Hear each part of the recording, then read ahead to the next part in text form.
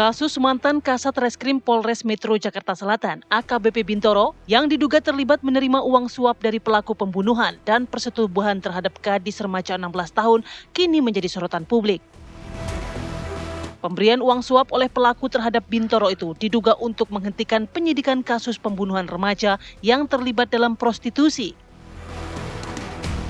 Kasus ini awalnya diungkap oleh Ketua Indonesia Police Watch (IPW) yang mengungkapkan mantan Kasat Reskrim Polres Jakarta Selatan AKBP Bintoro menerima uang 5 miliar rupiah dari kasus pembunuhan tersebut.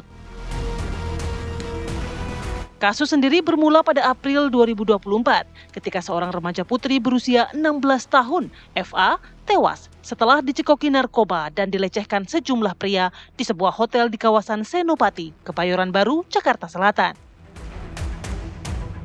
Dari hasil pemeriksaan CCTV dan saksi, polisi menangkap 2 tersangka, yakni Arif Nugroho dan Bayu Hartanto.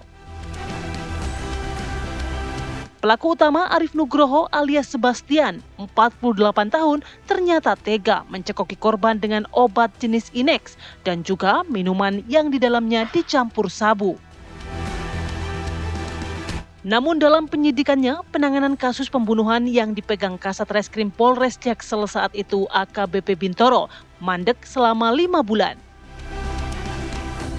Belakangan muncul dugaan AKBP Bintoro meminta uang 20 miliar rupiah kepada pelaku. Kini usai kasus kembali bergulir, Bintoro ditahan di pengamanan internal Polda Metro Jaya. Bintoro diperiksa oleh Bitpropam Polda Metro Jaya dan akan segera menjalani sidang kode etik.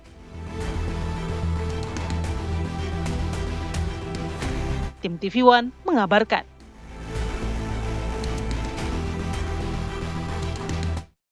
Saya ini sebenarnya di chat, bukan ngechat. Oke. Jadi saya tidak pernah mengundang, tapi saya selalu diundang. Mengundang diri sendiri merekanya. Saya kenal dari korban atau gimana ya, mungkin bahasanya ya. Itu juga dari kawan saya LC. Jadi saya tidak. Enggak, pertanyaan saya kenapa kok anak kok tidak yang sudah dewasa? Saya dapat kabar dari LC-nya sendiri, Pak. Jadi saya tidak tahu kalau itu misalnya di bawah umur apa tidak, saya tidak tahu. Sebenarnya mereka tahunya di LC, kerja di LC, ya setahu saya sebagai LC adalah. Udah berapa kali Bapak pesan kayak gitu? Oh udah, maksudnya gini, sama itu selama ini udah berapa kali? Udah beberapa kali, Pak. Udah berapa kali? Udah beberapa kali. 4 kali lebih? Ada.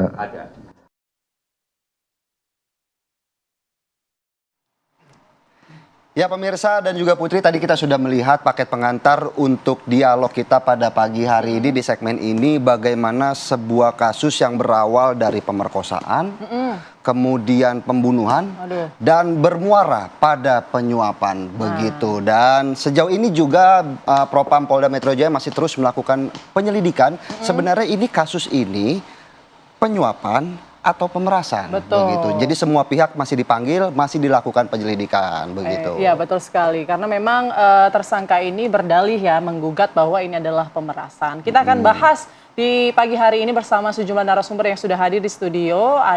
Saya perkenalkan satu persatu, ada Mas Bambang Rukminto selaku pengamat kepolisian, kemudian ada Mas Heri Firmansyah pakar hukum pidana, dan juga Mas Yusuf Warshim Kompolnas. Selamat pagi, Bapak-bapak. Gongsi dulu. Gongsi, tahun baru cuan-cuan gitu ya. Oke, mungkin langsung saja ya, saya mau ke Mas Yusuf terlebih dahulu. Mas, ini kan cukup sadis ya, setelah kemudian ini dicekoki juga, diperkosa juga, dibunuh juga, sampai akhirnya ada tuduhan diperas oleh oknum polisi. Gugatannya seperti itu. Nah, tanggapan Kompolnas bagaimana? Baik, terima kasih. Jadi berarti kan kasusnya 2. Kasus tindak pidananya yang itu ditangani oleh Polres Jakarta Selatan, yang pada waktu itu Kasat Reskrimnya salah satunya AKBP Bintoro, kan kaitan dengan dugaan tindak pidana pembunuhan dan kekerasan seksual terhadap anak di bawah umur. Yeah.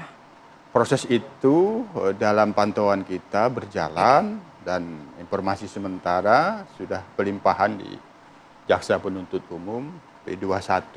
Tapi kami lihat masih ada, ini kan sebenarnya LP-nya 2 ya, LP-nya 2. Apakah LP yang satu lagi masih dalam proses pemberkasan ini masih dalam pantauan kami. Nah, pihak yang kita bicarakan ini yang beredar dari hari Sabtu ini kan soal adanya dugaan pemerasan penyidik dalam melakukan penyidikan kasus itu. Nah, yang itu keluhannya muncul dari yang ditetapkan sebagai tersangka. Biasanya kan di dalam penanganan tindak pidana, penyidikan itu yang keluhan itu berawal dari terlapor, itu pasti nggak jauh-jauh mengeluhkan dikriminalisasi, mengeluhkan ada penyalahgunaan kewenangan di dalam penyidikan ini yang kemudian menetapkan seseorang menjadi tersangka. Nah, termasuk dalam hal ini, oleh karenanya dalam pantauan kami di Bitpropam Polda Metro Jaya itu ya pendalaman yang dilakukan oleh Propam Polda Metro Jaya itu dugaan penyalahgunaan kewenangan penyidik. Apakah itu perbuatannya melakukan pemerasan?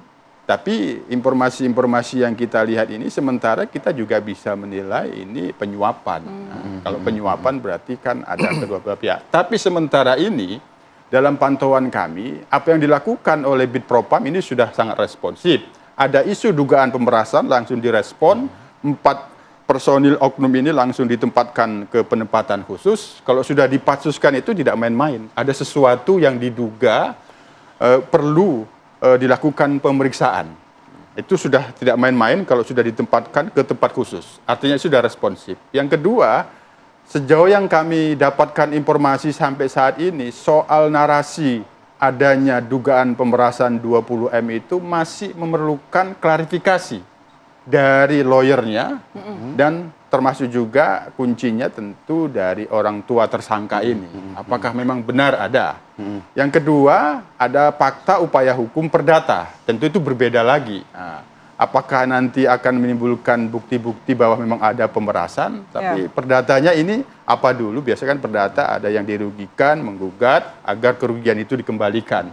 Apakah ini bagian dari yang kaitannya dengan ada kesepakatan antara pihak tersangka, pihak terlapor dengan penyidik atau ada yang mengatasnamakan penyidik. Nah, itu kesepakatan ini bentuknya kalau perdata kan PMH, perbuatan melawan hukum. Tapi di sini berarti ada perikatan. Perikatan apa? Perikatan kejahatan atau apa? Tapi ini berbeda. Perdata ini kan berbeda. Tapi ya kita silahkan saja itu. Tapi sementara ini Kompolnas tentu mengawasi dan memantau proses adanya dugaan pemerasan yang dilakukan oleh personil penyidik dalam kasus tindak pidana dugaan pembunuhan dan kekerasan seksual terhadap anak di bawah umur ini yang perlu segera mendapatkan kejelasan. Kita dorong Bitpropam Polda Metro Jaya bergerak cepat. Hasil pendalaman dan dilanjutkan pemeriksaan pendahuluan, apakah memang benar ada dugaan penyalahgunaan kewenangan yang kemudian ditindaklanjuti ini dugaan pelanggaran kode etik yang segera disidangkan. Ini yang harus kita dorong dan kita tunggu dilakukan secara profesional, setransparan. Iya, setransparan mungkin ya. Baik, saya mau ke Mas Bambang Rukminto. Tadi kalau sedikit mengutip perkataan dari Mas Yusuf, bagaimana proses ini masih terus dijalankan, dilakukan penyelidikan, bahwa ini kan masih diduga melakukan pemerasan. Tapi kan AKBP Bintoro juga kemarin sudah mengklarifikasi dengan membantah bahwa mereka tidak pernah meminta uang sepeser pun begitu kepada pihak tersangka. Namun secara prosesnya, bagaimana kemudian AKBP Bintoro ini melakukan persiapan dokumen-dokumen dugaan ya dalam arti kutip gitu dugaan memperlambat proses hukumnya sendiri, apakah ini bisa dibilang salah satu pemerasan atau ada upaya kemudian dari pihak kuasa hukum untuk melakukan penyuapan begitu? Ya, saya melihat gini, kasus ini kan ada kematian, terus kemudian di situ juga ada narkoba, ada senjata api, ada senjata pemerkosaan. Jadi banyak pasal yang bisa dikenakan pada tersangka dan seringkali seseorang yang sudah terlapor atau ditersangkakan pasti ingin mempengaruhi proses dengan agar kasusnya diperingan seperti itu. Makanya upaya-upaya penyuapan itu seringkali terjadi. Tetapi saya melihat bahwa pihak kepolisian ini adalah posisinya adalah dominan. Pihak terlapor atau calon tersangka ini tentu adalah pihak yang lemah. Jadi posisi aparat sebagai pihak yang dominan ini tentu bisa menolak, bisa menerima, dan karena dia diberikan kewenangan yang lebih bisa menuliskan pasal-pasal sesuai dengan yang ditersangkakan tadi. Kalau terkait dengan pembunuhannya, terkait dengan pemerkosaan, kemudian terkait dengan narkoba maupun senjata api, kalau senjata api di situ.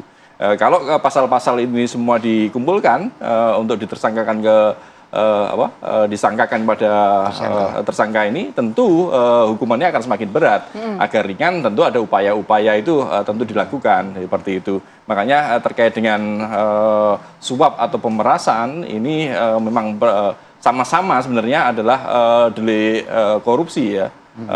Makanya apapun bentuknya, apapun suap atau pemerasan, kalaupun itu terbukti, tentu harus diproses penegak hukum yang seharusnya